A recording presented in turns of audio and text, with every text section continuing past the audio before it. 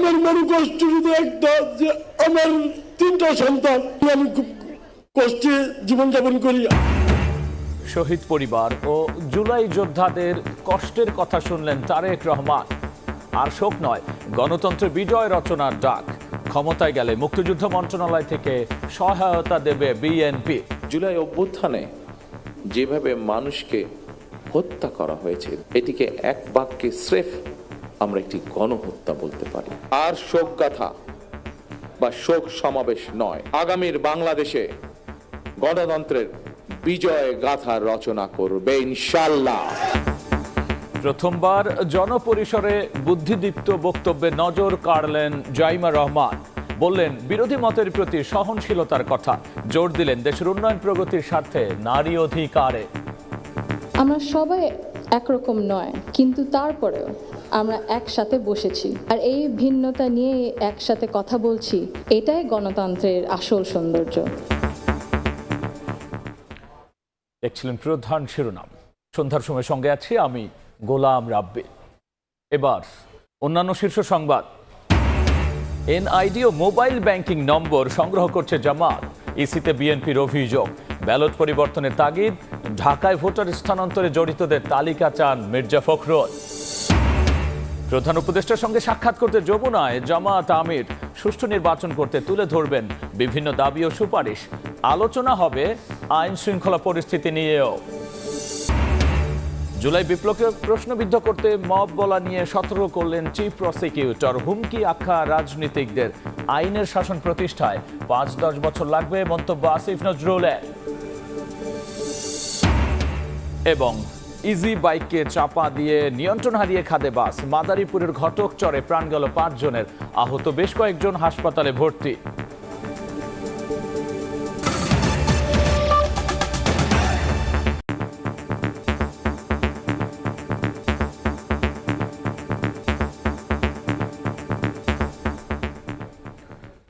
জুলাই যোদ্ধা ও শহীদ পরিবারের সদস্যের কষ্টের কথা শুনলেন বিএনপির চেয়ারম্যান তারেক রহমান। বলেছেন আর শোকগাথা নয়, নিরাপদ বাংলাদেশ গড়ে গণতান্ত্রিক মানুষের বিজয় গাথা রচনা করতে হবে। সরকার গঠন করলে মুক্তিযুদ্ধ মন্ত্রণালয় থেকে জুলাই যোদ্ধা আর শহীদ পরিবারকে সহায়তা দেওয়া হবে বলেও এ সময় জানিয়েছেন তিনি।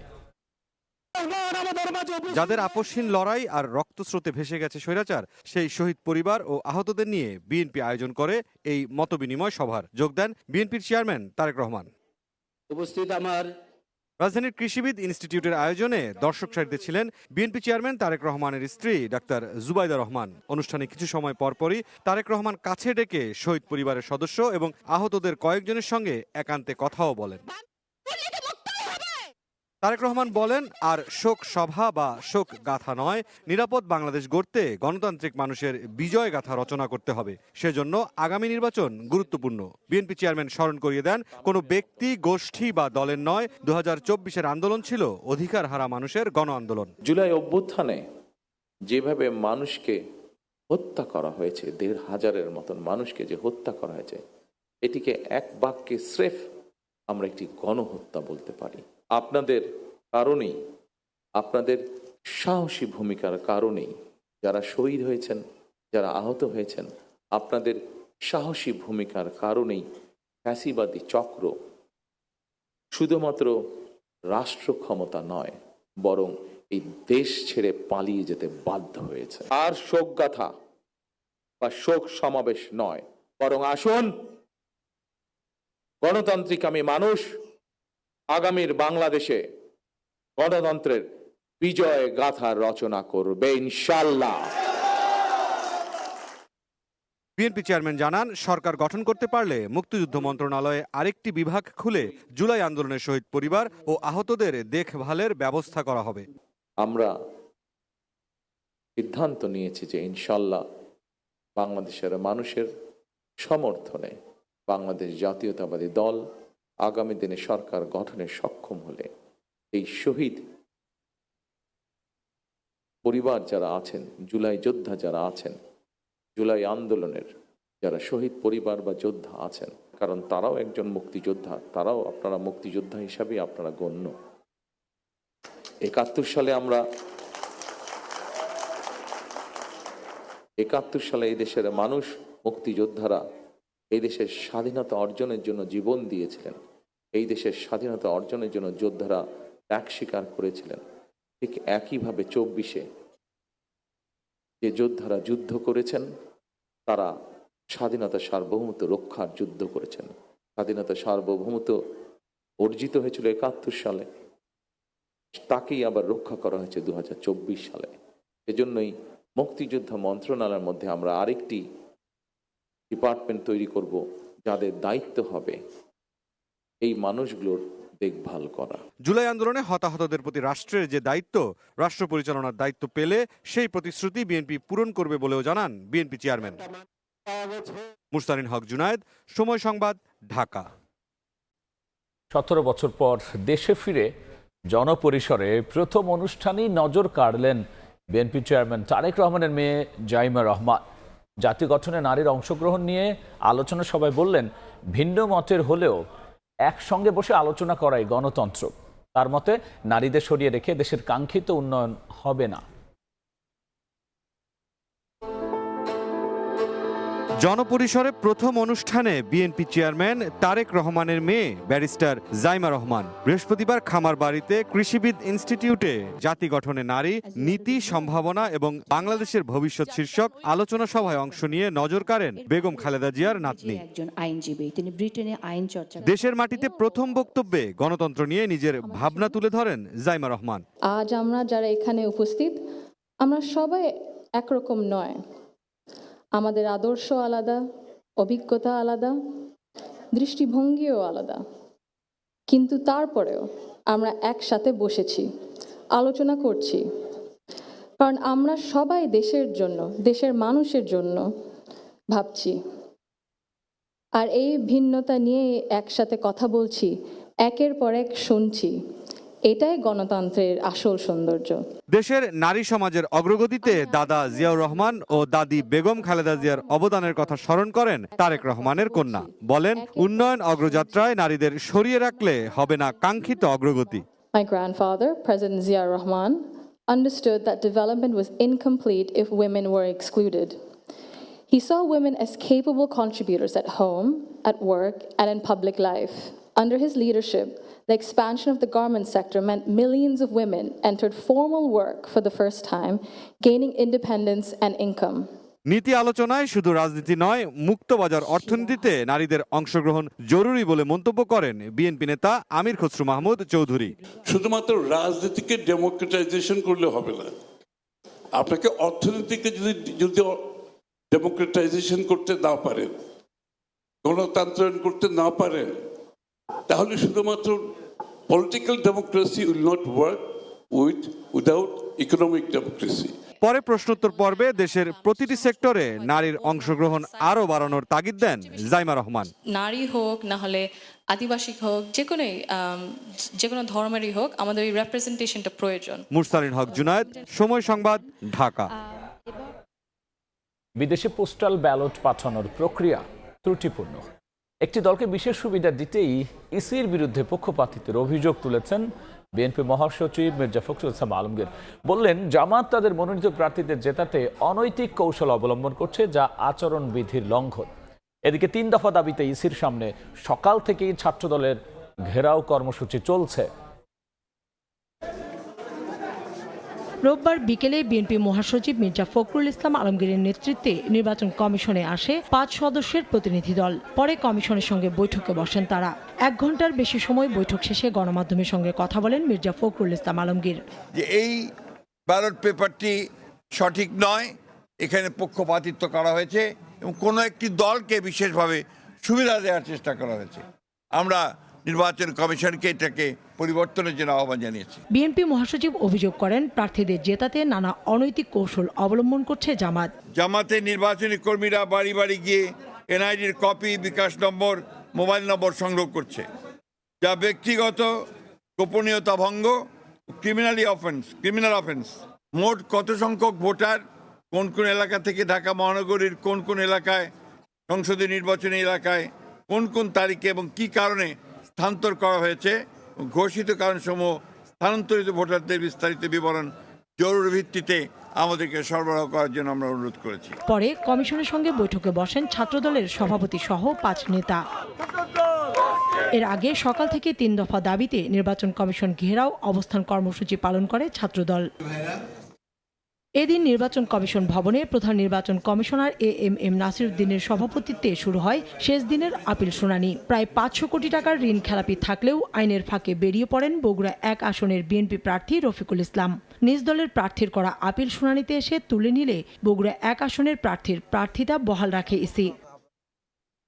শেষ দিনের শুনানিতে বেশিরভাগ আপিল টিকে যায়, তবে প্রার্থিতা ফিরে না পেয়ে ইসির প্রতি ক্ষোভ জানিয়ে উচ্চ আদালতের দ্বারস্থ হওয়ার কথা জানান কেউ কেউ। শুনানির পরে ওনার প্রার্থিতাটা বহাল রেখেছে। আলহাজ সরোয়ার আলমগীর সাহেবের বিএনপির মনোনয়ন বৈধ ঘোষণা করেছে। আমার নাম মিজানুর রহমান, ঢাকা 4 থেকে স্বতন্ত্র প্রার্থী হিসেবে নির্বাচন করছি। যে দৈবচরণের মাধ্যমে 10 জনকে বাছাইয়ের যে তালিকা, উনি অ্যাকচুয়ালি কোনো তালিকাই দাখিল করতে পারেন নাই।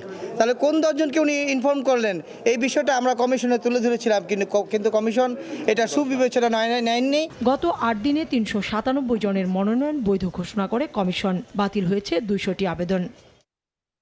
কাউসার চৌধুরী কুমু, সময় সংবাদ, ঢাকা। যমুনায় প্রধান উপদেষ্টা ডক্টর মোহাম্মদ ইউনূসের সঙ্গে বৈঠক করছেন জামাত আমির ডাক্তার শফিকুর রহমান, আর সেখানে আছেন সহকর্মী স্বপন আহমেদ। আমরা সরাসরি যুক্ত হচ্ছি তার সঙ্গে।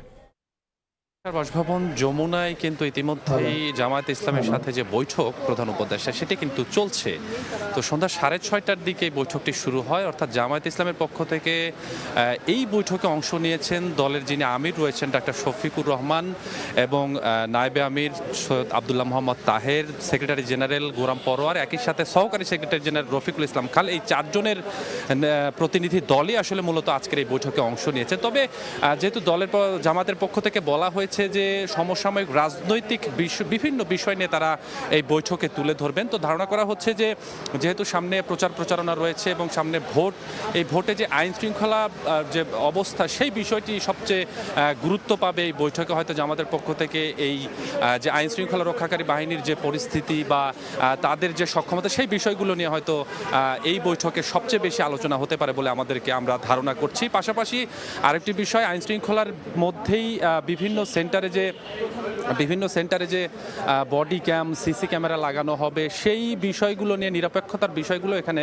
উঠে আসবে বলে আমাদেরকে জানানো হয়েছে। পাশাপাশি বলা হচ্ছে যে নির্বাচন কমিশন যেন কোনোভাবেই তাদের নিরপেক্ষতা না হারায়, এসব বিষয় এখানে উঠে আসতে পারে। আমরা যতটুকু জেনেছি যে আজকে বিকেল 3টার দিকে জামাতের যে কেন্দ্রীয় কার্যালয় রয়েছে সেখানে কিন্তু জামাতের পক্ষ থেকে একটি ব্রিফিং করা হয় এবং সেখানে বলা হয় যে তাদের যে 10 দলের জোট রয়েছে এবং তাদের যে আরও আসন বিন্যাস রয়েছে, অর্থাৎ 11 দলের জোট থাকা কথা ছিল, কিন্তু সেখানে ইসলামী আন্দোলন বাদ যাওয়ার কারণে তাদের জন্য কিন্তু 47টি আসন তারা এখনও ফাঁকা রয়েছে এবং পরবর্তীতে এই সিদ্ধান্ত তারা আসতে পারে।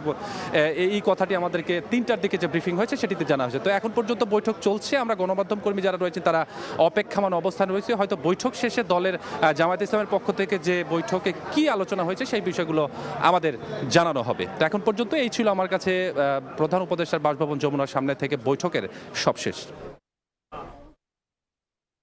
প্রধান উপদেষ্টার সঙ্গে জামাত আমিরের বৈঠকের সবশেষ নিয়ে আমরা সরাসরি ছিলাম তার বাসভবনের সামনে। সন্ধ্যার সময়ে আরও থাকছে। সাভার পৌর কমিউনিটি সেন্টার থেকে 2 জনের পোড়া মরদেহ উদ্ধার, রহস্য উদ্ঘাটনের চেষ্টায় পুলিশ। নারায়ণগঞ্জে ভাসমান ড্রামের ভেতর মিলল যুবকের লাশ।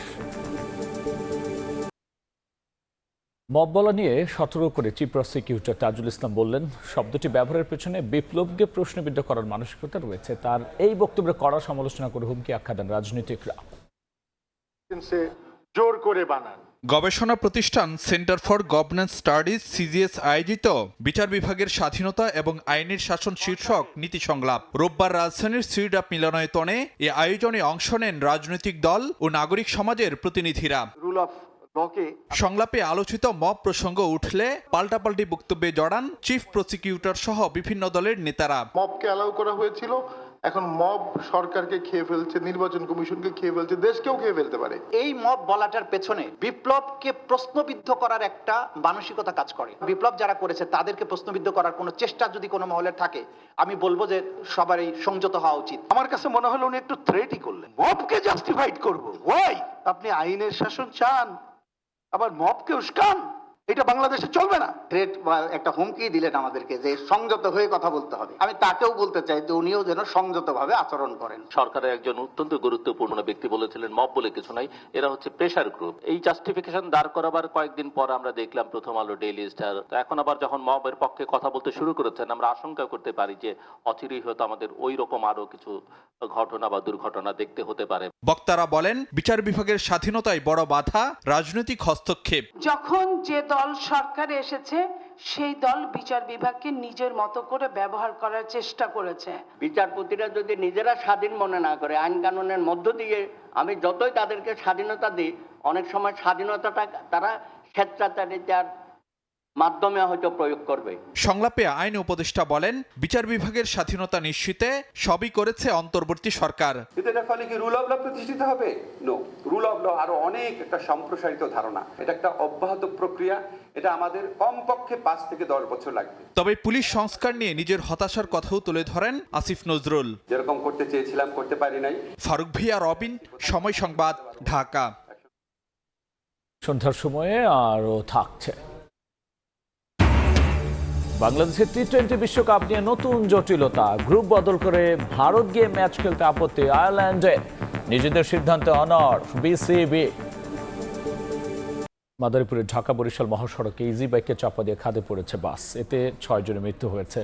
মাদারীপুর থেকে সার্বিক পরিবহনের একটি বাস ঢাকা যাচ্ছিল, সদর উপজেলার ঘটকচর এলাকায় পৌঁছলে দুর্ঘটনা ঘটে। এতে ঘটনাস্থলে ইজি বাইকের 3 যাত্রী সহ 6 জনের মৃত্যু হয়। আহত হন বেশ কয়েকজন। বন্ধ হয়ে যায় ঢাকা বরিশাল মহাসড়কে যান চলাচল। টি-20 বিশ্বকাপে বাংলাদেশের সঙ্গে গ্রুপ বদল করবে না আয়ারল্যান্ড। সূচি অনুযায়ী গ্রুপ বি থেকেই অংশগ্রহণের নিশ্চয়তা পেয়েছে বলে দাবি ক্রিকেট আয়ারল্যান্ডের। বাংলাদেশের ভেন্যু পরিবর্তন ইস্যুতে এই আয়ারল্যান্ডের জায়গায় সি গ্রুপ থেকে বি গ্রুপে টাইগারদের স্থানান্তরের গুঞ্জন ছিল। তবে আইরিশদের এমন দাবির পর এবারের বিশ্বকাপে বাংলাদেশের ভবিষ্যৎ নিয়ে তৈরি হয়েছে নতুন জটিলতা। এ পর্যায়ে শীর্ষ সংবাদ জানিয়ে দিচ্ছি আরও একবার। শহীদ পরিবার ও জুলাই যোদ্ধাদের কষ্টের কথা শুনলেন তারেক রহমান। আর শোক নয়, গণতন্ত্রের বিজয় রচনার ডাক। ক্ষমতায় গেলে মুক্তিযুদ্ধ মন্ত্রণালয় থেকে সহায়তা দেবে বিএনপি। এবং এনআইডি ও মোবাইল ব্যাংকিং নম্বর সংগ্রহ করছে জামাত। ইসিতে বিএনপির অভিযোগ ব্যালট পরিবর্তনের তাগিদ। ঢাকায় ভোটার স্থানান্তরে জড়িতদের তালিকা চান মির্জা ফখরুল। এই ছিল আমার কাছে থাকা সন্ধ্যার সময়। এরপর নির্বাচনের সময় নিয়ে যুক্ত হবেন সহকর্মী শাতিলা শারমিন। ধন্যবাদ। নির্বাচনের সময় নিয়ে আসছি কিছুক্ষণ পর, সঙ্গে থাকুন সময়ের।